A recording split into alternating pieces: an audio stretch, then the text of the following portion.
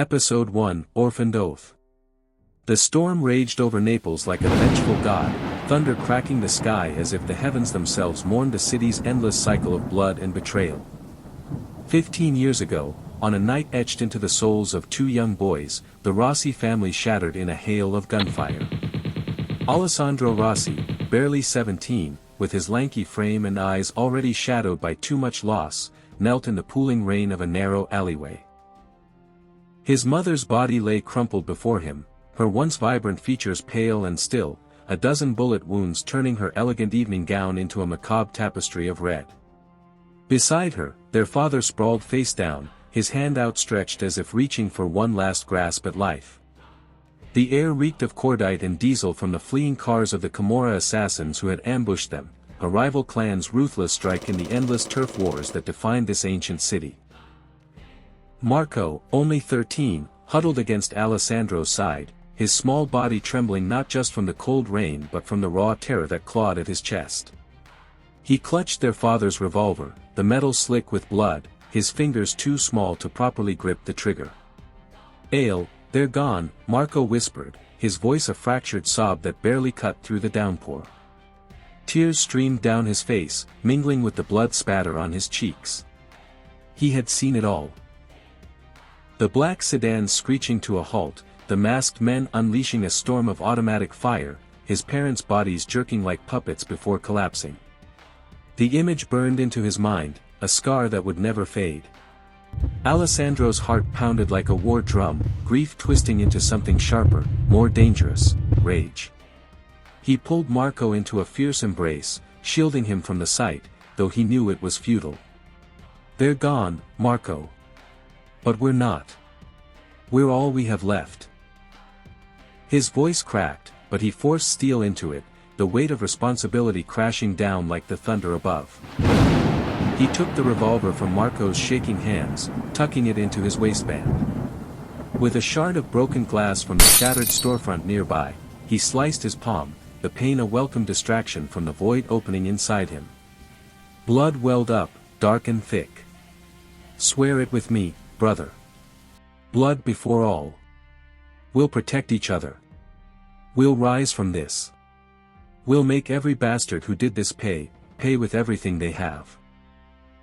Marco, his eyes wide with a mix of fear and determination, mirrored the cut on his own palm. He pressed his hand to Alessandro's, their blood sealing the pact in a warm, sticky bond that felt eternal. "Blood before all," he echoed, his voice gaining strength. In that moment, amid the sirens wailing in the distance and the rain washing away the evidence, the Rossi brothers were reborn. Not as victims, but as predators in waiting. Years ground by in a blur of survival and vengeance. But the immediate aftermath, the orphanage, shaped them like a forge, hammering grief into unbreakable steel. The orphanage loomed on the outskirts of Naples like a decaying monument to broken dreams, a sprawling, graffiti-scarred building from the fascist era, its walls cracked and weeping with damp. Istituto San Giovanni, they called it, but to the kids inside, it was the pit. No holy sanctuary here. Just a warehouse for the city's unwanted, run by corrupt nuns and a sadistic warden who pocketed government funds while the children starved. Alessandro and Marco arrived days after the murder, stripped of everything but each other. Alessandro, too old for pity, carried the revolver hidden in his boot. Marco clung to him, whispering, "Don't let them separate us."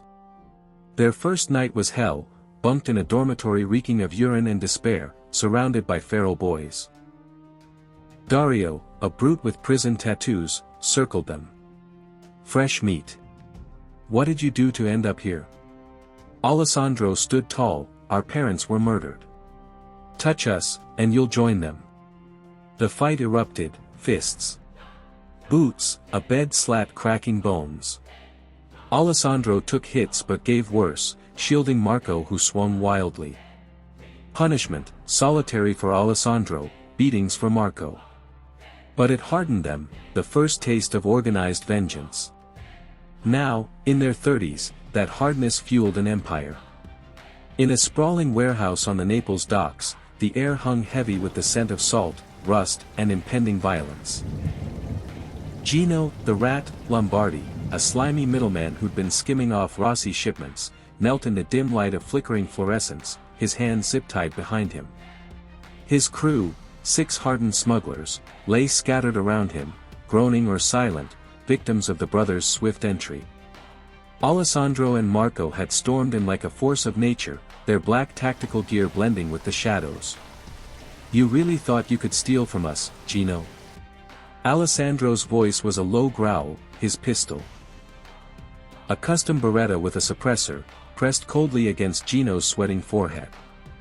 The man's eyes darted wildly, blood trickling from a split lip where Marco had landed the first punch. Marco circled like a shark, his boots echoing on the concrete. He kicked over a crate, revealing stacks of counterfeit euros, proof of Gino's betrayal. "We've been watching you, rat. Every dirty deal, every backstab. You sold our routes to the Calabrians. Big mistake." His smile was feral, eyes gleaming with the thrill of the hunt. Gino spat a glob of blood. "You Rossis are done. The Russians are moving in, Voss and his crew. They'll crush you like the orphans you are." The word orphans hit like a trigger, pulling Alessandro back. Months in the pit blurred into survival. Alessandro broke out of solitary to find Marco bloody from Dario's gang. Rage boiled, they laced the bullies' food with rat poison, watching them writhe. Their first job. Stealing the warden's cash and ledger, selling it for protection. Underground card games honed Alessandro's strategy, a shank fight left Marco scarred but alive. "We don't lose," Alessandro stitched him up. Betrayals came, a friend sold them out, leading to an ambush. They burned his bunk, flames lighting their path to escape. Alessandro's finger tightened on the trigger, but he held back. "Voss. Interesting. But tonight, we're dealing with you." He nodded to Marco. The warehouse erupted as Gino's hidden reinforcements opened fire. Bullets ricocheted, sparks flying. Alessandro dove behind a forklift, returning fire, dropping one with precision. Marco vaulted crates, his submachine gun chattering. A bullet clipped his shoulder, pain exploding. He tackled a shooter, knife sinking into throat, blood spraying. An explosion from a grenade rocked them, flames licking walls. Alessandro flanked, lobbing a flashbang.